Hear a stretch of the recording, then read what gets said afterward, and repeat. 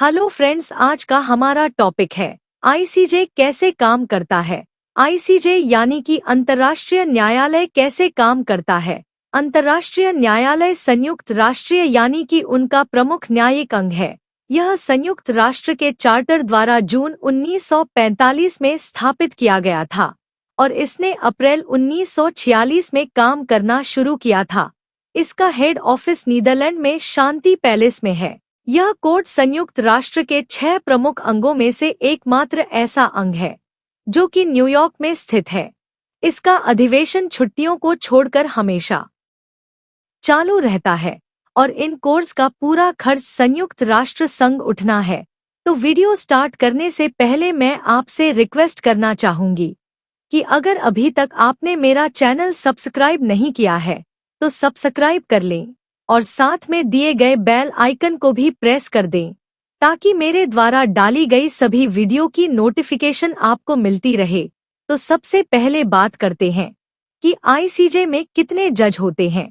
अंतर्राष्ट्रीय न्यायालय में 15 न्यायाधीश होते हैं जो कि संयुक्त राष्ट्र महासभा और सुरक्षा परिषद द्वारा 9 साल के कार्यकाल के लिए चुने जाते हैं और इनको दोबारा भी चुना जा सकता है।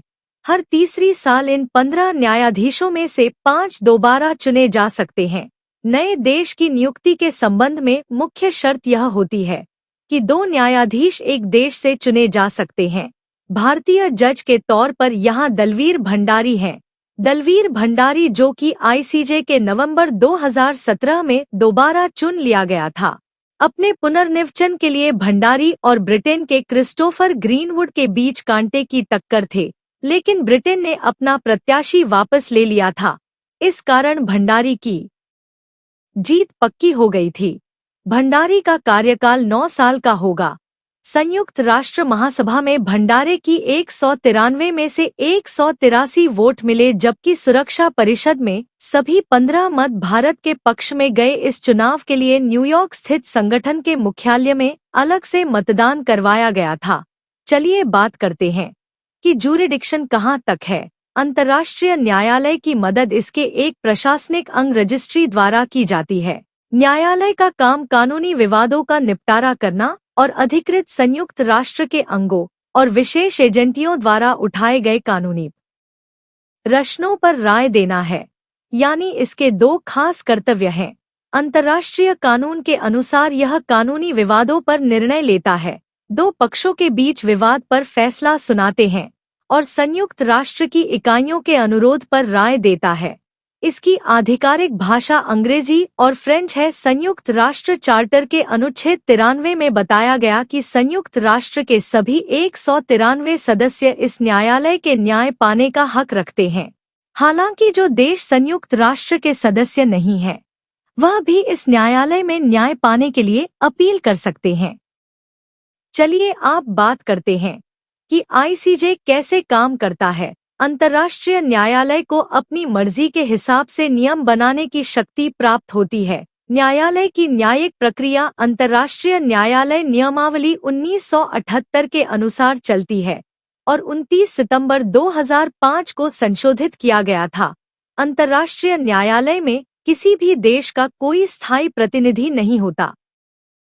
सभी देश सामान्य अपने विदेश मंत्री के माध्यम से या फिर नीदरलैंड में अपने राजदूत के माध्यम से रजिस्ट्रार से संपर्क करते हैं, जो कि उन्हें कोर्ट में एक एजेंट के माध्यम से प्रतिनिधित्व प्रदान करता है।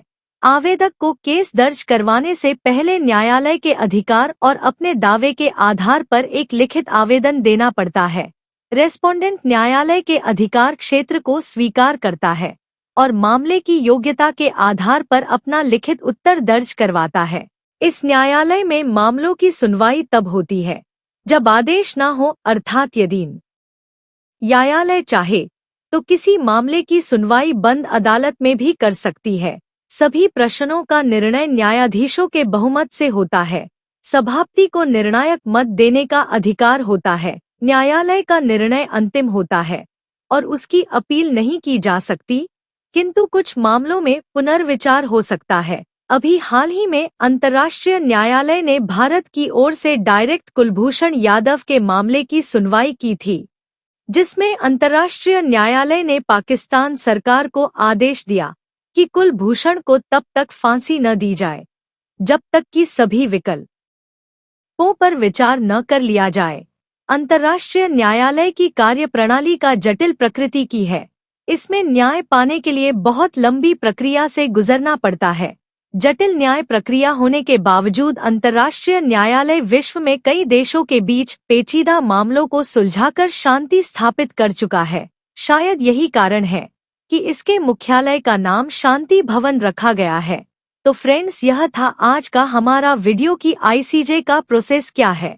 उम्मीद करती हूँ आपको मेरा यह वीडियो पसंद आया होगा। अगर यह वीडियो पसंद आया तो लाइक और शेयर करना ना भूले, और अगर अभी तक चैनल को सब्सक्राइब नहीं किया है तो सब्सक्राइब कर ले। तो फ्रेंड्स, आज के लिए इतना ही। मिलते हैं अपने नेक्स्ट वीडियो में। तब तक के लिए थैंक यू वेरी मच।